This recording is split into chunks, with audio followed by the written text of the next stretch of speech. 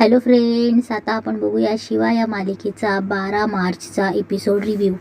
इकडे उर्मिला टेन्शनमध्ये असते. सीता तिला पाणी घेऊन येते तेव्हा उर्मिला बोलते, ताई काय चुकलंय ग, कुठे काय होऊन बसले काहीच कळत नाहीये. तेव्हा सीता बोलते, प्लीज शांत हो बरं, जे झालं त्यावर आपल्याला मार्ग तर काढायला हवा की नाही, आणि त्यासाठी काय करायला पाहिजे, तू आधी धीराने घ्यायला हवंस. तेव्हा उर्मिला बोलते, कसं धीराने घेऊ ताई, अगं तू यांचा राग बघितलास ना, कोणाचंच ऐकत नाहीये ते. ताई अगं काल शिवा आणि यांच्यात झालेला वाद बघितला ना तर मला खूप भीती वाटली, मी त्यांना कधीच एवढं चिडलेलं बघितलं नाहीये. तेव्हा सीता बोलते, हे बघ उर्मिला, वडील म्हणून त्यांचा असं उद्रेक होणं अगदी शक्य आहे, पण शिवाला कळायला नको कुठे काय बोलायचं, कधी बोलायचं. खरं तर या घरातल्या गोष्टींमध्ये तिने न बोललेलंच बरं आहे, कारण फक्त तिच्यामुळेच तणावाचं वातावरण तयार झालं. तेव्हा उर्मिला बोलते, खरंय ताई, शिवाने ते आरोप केले नसते तर सगळं काही झालंच नसतं आणि संपदाशी बोलता आलं असतं. तेव्हा सीता बोलते, ते पण ती शिवा आहे, ती कोणाचं ऐकत नाही. कालही मी तिला तेच म्हणत होते, घरात फूट पडेल असं काही वागू नकोस, म्हणूनच विरोध करत होते, पण मी बोलते तेव्हा फक्त माझं तोंड दिसतं, माझा मुद्दा काय ते तुम्ही कोणी लक्षातच घेत नाही. तुम्हालाच कौतुक होतं ना त्या शिवाचं. तेव्हा उर्मिला बोलते, चुकलंच ग माझं,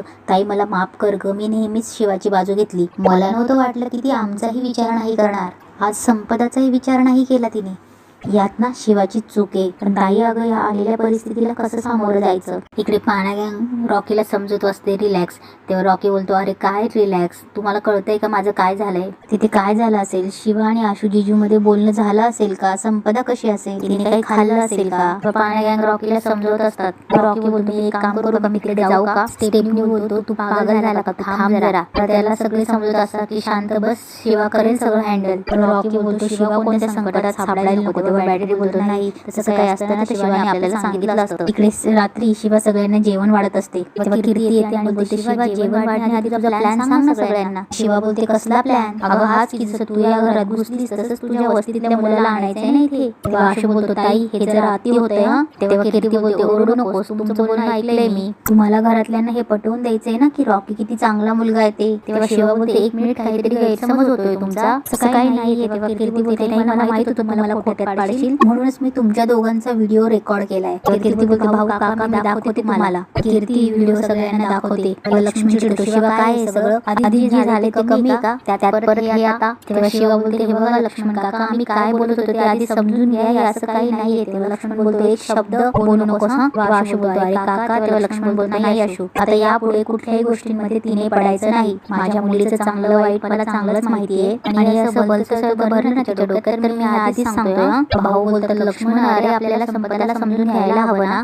बघ ना काय करून गेले. लक्ष्मण बोलतात, त्याचाच फायदा घेतला जातोय भाऊ, पण मी माझा निर्णय बदलला नाहीये, त्या मुलाला उद्याच बोलवणार आहे, उद्या संपदाची एंगेजमेंट होणार आणि हे फायनल आहे. लक्ष्मण तिथून उठून जातो. तेव्हा उर्मिला चिडते आणि बोलते, शिवा मला वाटलं होतं तू सगळं नीट सावरून घेशील, पण हे प्रकरण अजूनच बिघडतंय आणि या सगळ्याला तू जबाबदार आहेस. शिवा मला तुझ्याकडून ही अपेक्षा नव्हती ग. तेव्हा आशू बोलतो, काकू अगं तू तरी समजून घे, शिवाला चुकीचं नको समजूस प्लीज. उर्मिला बोलते, आशू काय बरोबर आहे आणि काय चूक आहे तुलाही कळलं पाहिजे ना. या वेळेला शिवा खूप मोठी चूक करून बसली. उर्मिलाही तिथून निघून जाते. तेव्हा सीता बोलते, काय केलं हे शिवा, कशासाठी, मुळात कोणत्या अधिकाराने या घरात या आधी किती काय काय झाले, आजपर्यंत जे नुकसान झाले तुझ्यामुळे ते पुरेसे नाहीये का तुला. तेव्हा शिवा बोलते, सीता या लग्नाने संपदालाही त्रास होईल खूप, तुला या घराबद्दल काही वाटत असेल ना तर तू स्वतः संपदाला तयार करशील. सीताही तिथून उठून जाते. कीर्ती आणि सुहास चालले जातात. रात्री संपदा हळूच तिच्या आईबाबांच्या रूम मध्ये येते. कुजू तिथून एक फोन उचलते आणि फोन घेऊन पटकन रॉकीला फोन करते.